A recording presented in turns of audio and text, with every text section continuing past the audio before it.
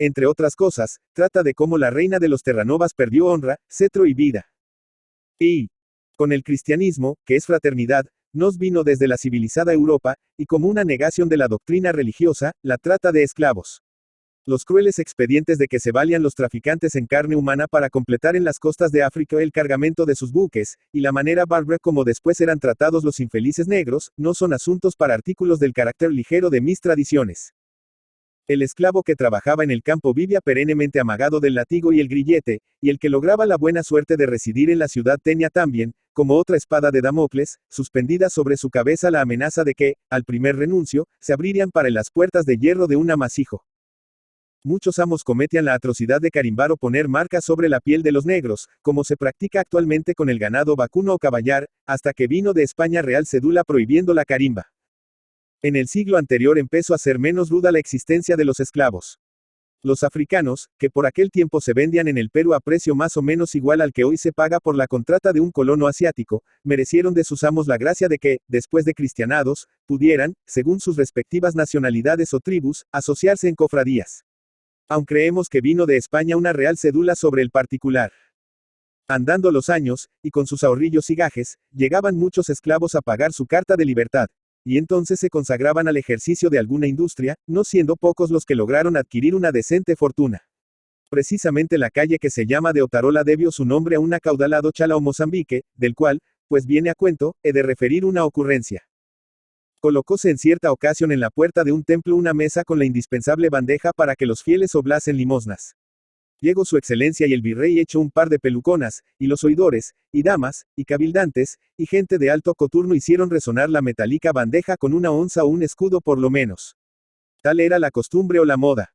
De repente presentóse Taita Otarola, seguido de 2 negros, cada uno de los cuales traía a cuestas un talego de a 1000 duros, y sacando del bolsillo medio real de plata lo echó en la bandeja, diciendo: «Esta es la limosna». Luego mandó avanzar a los negros, y colocando sobre la mesa los 2 talegos añadió: «Esta es la fantasía. Ahora comenten ustedes a sus anchas la cosa, que no deja de tener entripado». Como era consiguiente, muchas de las asociaciones de negros llegaron a poner su tesorería en situación holgada. Los angolas, carabelis, mozambiques, congos, chalas y terranovas compraron solares en las calles extremas de la ciudad, y edificaron las casas llamadas de cofradías. En festividades determinadas, y con venia de sus amos, se reunían allí para celebrar jolgorios y comilonas a la usanza de sus países nativos. Estando todos bautizados, eligieron por patrona de las cofradías a la Virgen del Rosario, y era de ver el boato que desplegaban para la fiesta. Cada tribu tenía su reina, que era siempre negra y rica.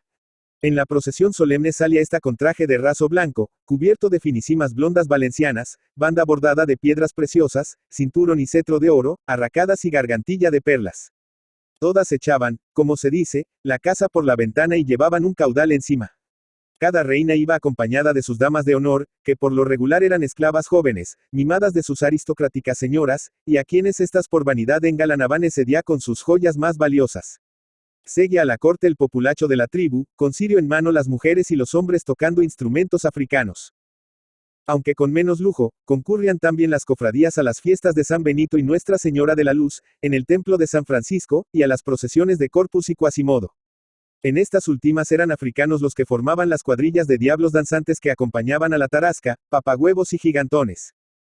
La reina de los Terranovas, en 1799, era una negra de más de 50 inviernos, conocida con el nombre de Mama Salome, la que habiendo comprado su libertad, puso una mazamorrería. Y el hecho es que cundiendo la venta del artículo adquiere un fortunón tal que sus compatriotas, cuando vacó el trono, la aclamaron, nemine discrepante, por reina y señora. Probablemente los limeños del siglo anterior se engolosinarían con la mazamorra, cuando los provincianos les aplicaban a guisa de injuria el epíteto de mazamorreros. ¡Ay, nos las den todas! Tanta deshonra hay en ello como en mascar pan o chachar coca. A Dios gracias, hoy estamos archicivilizados, y no hay miedo de que nos endilguen aquel mote que nos ruborizaba hasta el blanco de los ojos. A la inofensiva mazamorra la tenemos relegada al olvido, y como dijo mi inolvidable amigo el festivo y popular poeta Manuel Segura: yo conozco cierta dama que con este siglo ira, que dice que a su mama no la llamo nunca mama, y otra de aspecto cetrino que, por mostrar gusto inglés, dice, yo no sé lo que es mazamorra de cochino. Lo que hoy triunfa es la cerveza de Beis, marca T y el bitter de los hermanos Broggie. ¡Viva mi Pepa!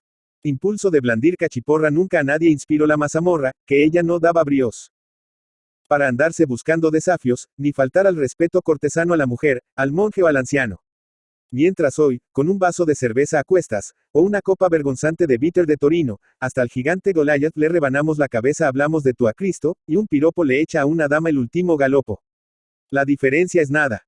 Ganamos o perdemos, camarada. Basta de digresión y adelante con los faroles. Años llevaba ya nuestra Macuita en pacífica posesión de un trono tan real como el de la reina Pintiquiniestra. Pero mire usted lo que es la envidia.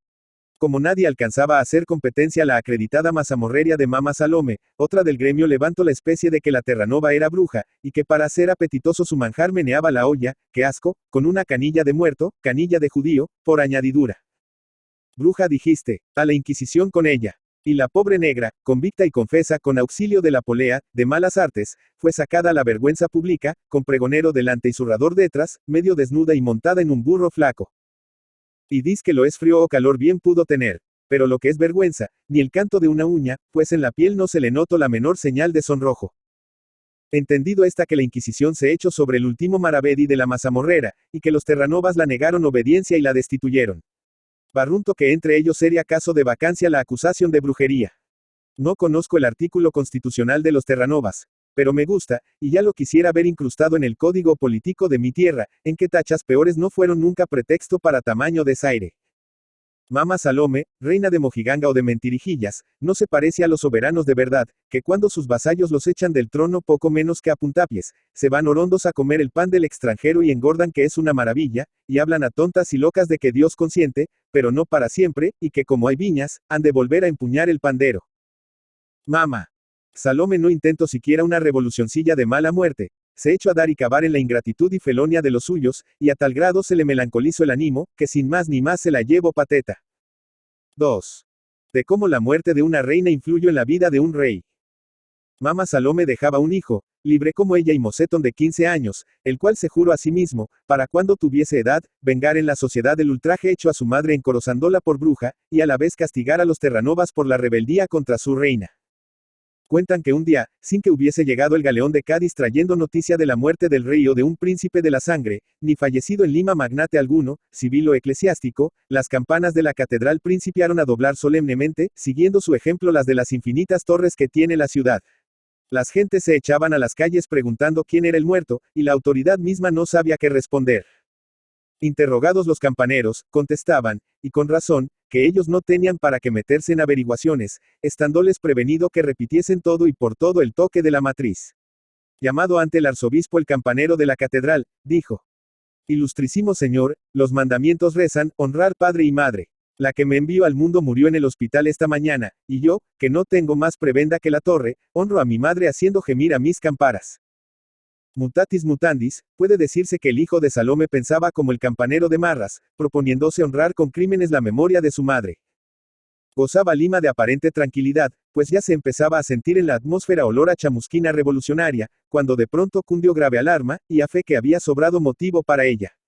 Tratabais nada menos que de la aparición de una fuerte cuadrilla de bandoleros, que, no contentos con cometer en despoblado mil y un estropicios, penetraban de noche en la ciudad, realizaban robos y se retiraban tan frescos como quien no quiebra un plato ni cosa que lo valga.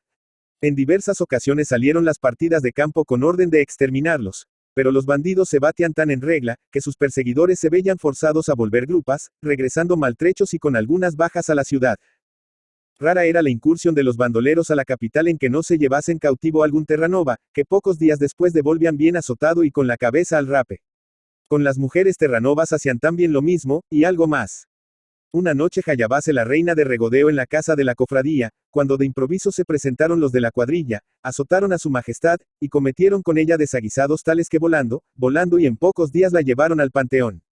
El trono quedó vacante, no habiendo quien lo codiciase por miedo a las consecuencias, lo que ocasionó el desprestigio de la tribu y dio preponderancia a las otras cofradías, partidarias entusiastas del rey del monte, título con que era conocido el negro hijo de Mama Salome, capitán de la falange maldita.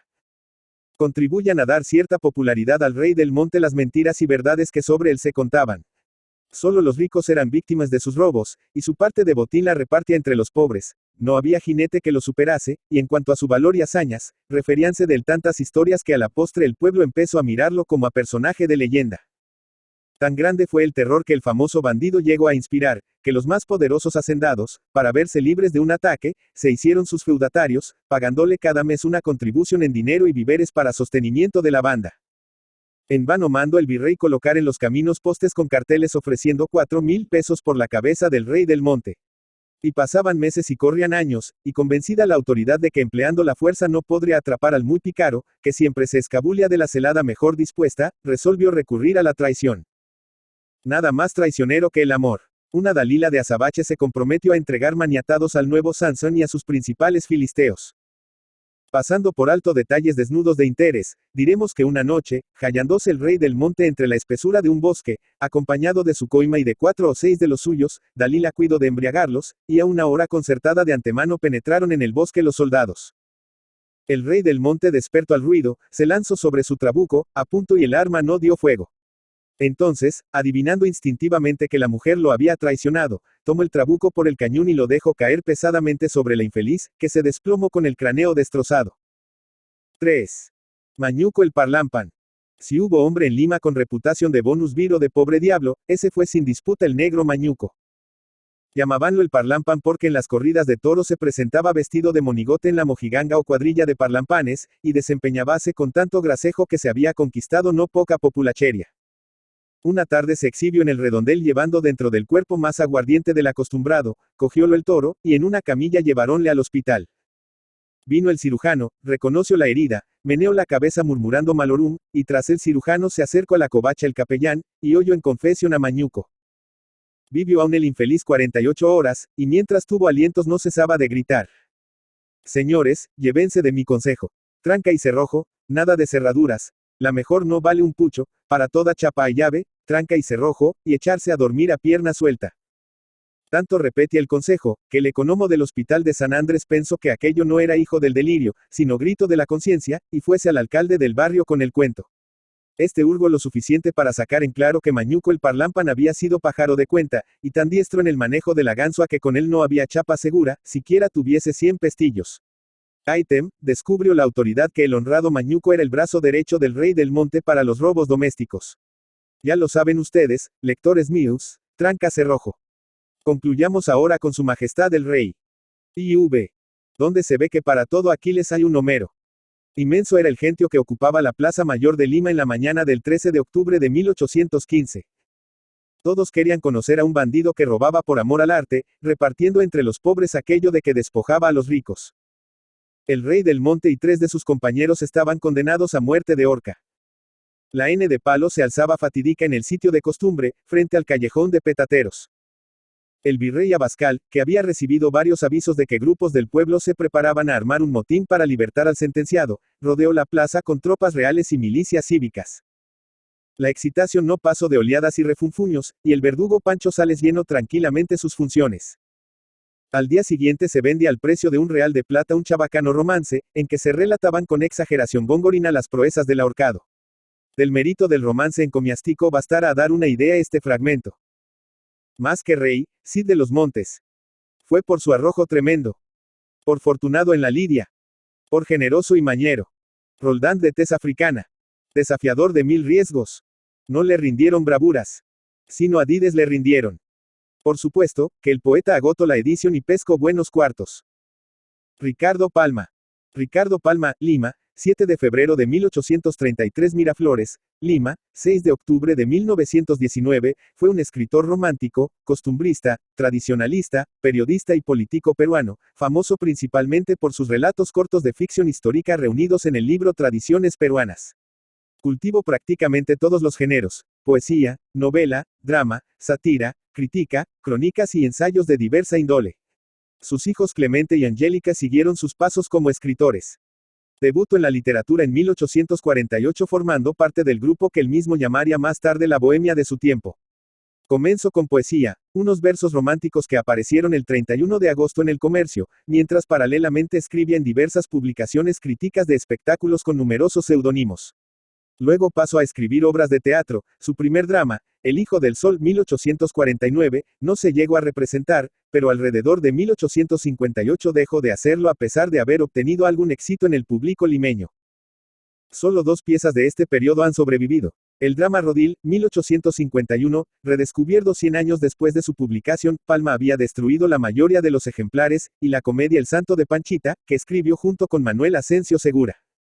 Su primer libro de prosa, Corona Patriótica, apareció en 1853. 2 años más tarde sale Poesías y en 1865, Armonías. Libro de un desterrado.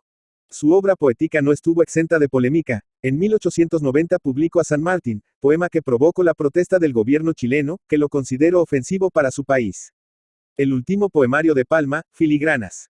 Aguinaldo a mis amigos, apareció 2 años más tarde. En 1865, compiló la antología Lira Americana. Colección de poesías de los mejores poetas del Perú, Chile y Bolivia.